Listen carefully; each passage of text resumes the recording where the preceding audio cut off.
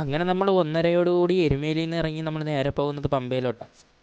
അങ്ങനെ നമ്മൾ നടന്ന് കാൽനട യാത്രയായിട്ടാണ് പോകുന്നത്. നേരെ അഴുത കയറി കരിമല കയറി പമ്പ എത്താനുള്ള പ്ലാനിങ്ങിലാണ് പോകുന്നത്.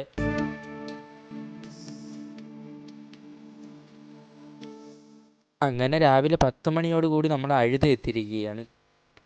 അങ്ങനെ അഴുതയിൽ നിന്ന് കല്ലെടുപ്പിച്ച് കല്ലിടാങ്കുന്നിൽ നമ്മൾ കന്നിസ്വാമിയെ കൊണ്ട് കല്ല് ചേർത്ത് വെച്ചിരിക്കുന്നത്. അയ്യപ്പോ സ്വാമിയേ അയ്യപ്പ അയ്യപ്പ അയ്യപ്പ അയ്യപ്പ അയ്യപ്പ. എക്സ്പീരിയൻസ് എങ്ങനെയുണ്ട് ഒന്ന് പറയാമോ? എക്സ്പീരിയൻസ് എങ്ങനെയുണ്ട് ഒന്ന് പറയാമോ? ഒന്ന് പറയൂ. എക്സ്പീരിയൻസ് എങ്ങനെയുണ്ട് കുട്ടാ?